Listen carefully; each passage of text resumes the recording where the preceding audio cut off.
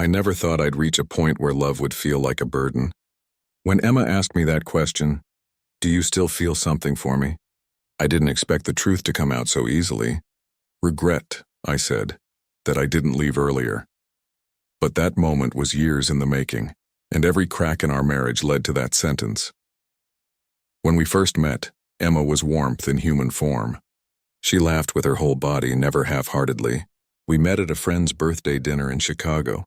She spilled wine on my sleeve, apologized with that nervous smile, and somehow turned embarrassment into charm. Within a year, we were inseparable. Late-night drives, coffee on the fire escape, whispered promises about forever. I believed her. Maybe that was my first mistake.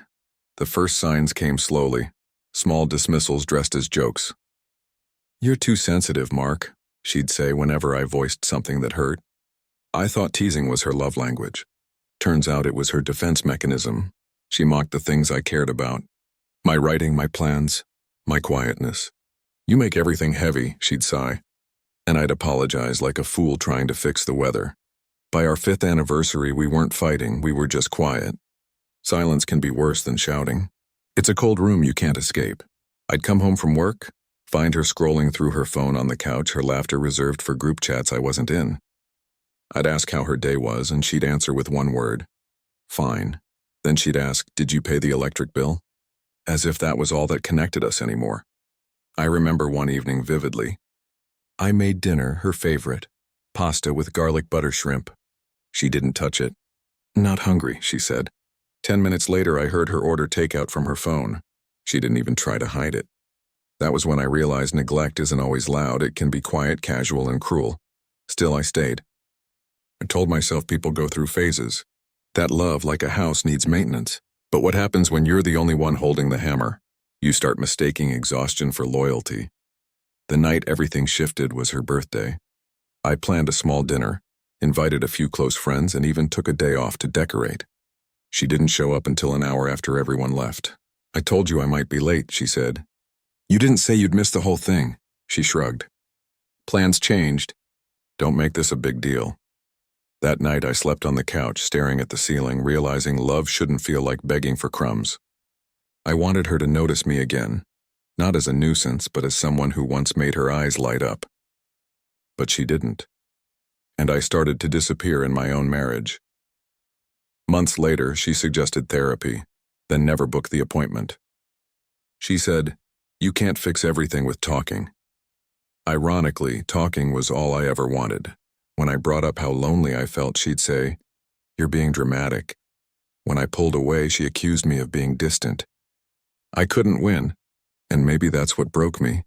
Not her indifference, but my constant effort to earn it back. The night before I left, we sat across from each other, eating dinner in silence. The clink of cutlery was the only conversation we had left. I asked, "Are you happy?" She said, "I'm comfortable." That word, it echoed in my chest like a curse. Comfort is what you say when you've stopped trying but haven't left yet. A week later, I packed a bag. No fight, no announcement. Just folded shirts, quiet tears, and a note on the counter that said, "You stopped seeing me a long time ago." I didn't know where I was going. I just knew I couldn't keep pretending. 2 months passed. No calls, no texts. Just silence, which oddly enough felt peaceful. I started jogging again, cooking for one, even laughing again at stupid sitcoms. For the first time in years, I didn't feel like I was walking on emotional eggshells. Then one afternoon, out of nowhere, she called. Her voice trembled like she was forcing calm. "Mark, can we talk?" I hesitated but agreed. We met at a small cafe downtown, the same one where we used to plan trips we never took. She looked different. Tired, thinner, like life had finally mirrored how she made me feel. She stirred her coffee, not looking up. "Do you still feel something for me?" I studied her face, the same one I once adored. And that's when I realized love can die without hatred. I took a deep breath and said, "Regret. I regret that I didn't leave earlier." She froze, her spoon clinking against the cup. "That's cruel," she whispered. "No," I said quietly. "That's honest." Emma didn't speak for a while after that. She just looked at me like she was trying to find the man she used to know hiding behind the one who sat across from her now. But there was nothing left to find. I wasn't angry anymore. I wasn't hurt. I was simply done, she finally said. You didn't have to hate me. I smiled faintly. I don't. Hate takes effort. That answer seemed to hit her harder than if I'd shouted. She looked down, blinking fast, like the tears were something she hadn't prepared for. Maybe she thought I'd still be the man willing to chase her apologies. But the truth is, some people only understand your silence once they can't fill it with their noise anymore. We talked for a few minutes, awkward, formal, like colleagues forced into a conversation neither wanted. She asked about work. I gave short answers. She mentioned she was seeing someone casually, as if to remind me she wasn't alone. I just nodded. I didn't feel jealousy, only relief. Relief that her validation no longer held power over me. Before we parted, she said something that stayed with me. I never meant to hurt you. I looked at her for a long moment. You didn't have to mean it. You just had to stop noticing that you were. When I left the cafe, the cold air felt cleaner than it had in years.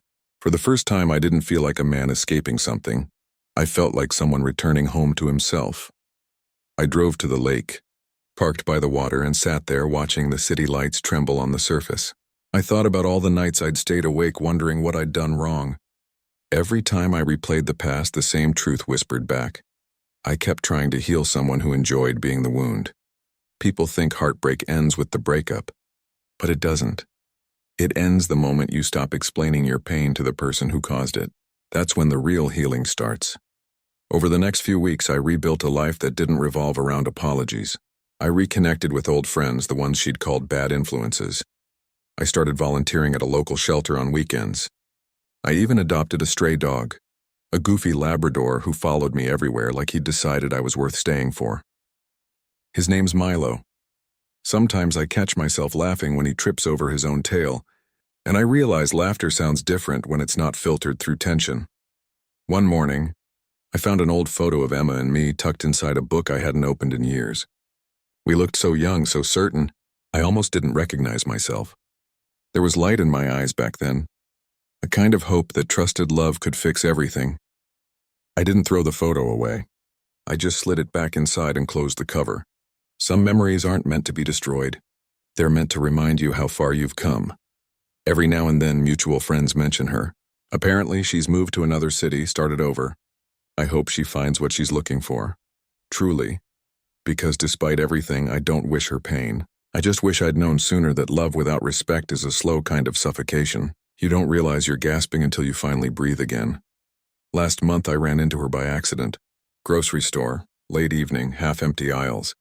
She looked surprised, then hesitant. She said, "You look happy." I smiled. "I am."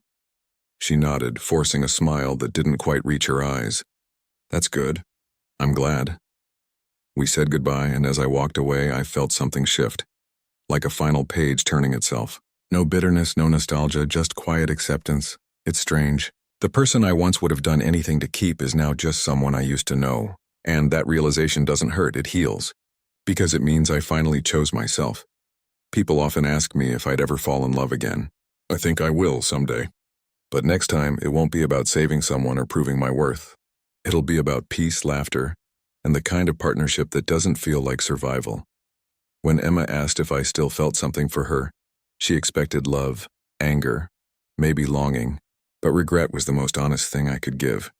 Regret not for loving her, but for loving her longer than she deserved. Now when I think about her, there's no sting. Just gratitude that she taught me what I will never settle for again. Because sometimes the most powerful kind of love story isn't the one that ends with happily ever after. It's the one where you walk away, close the door softly, and never look back.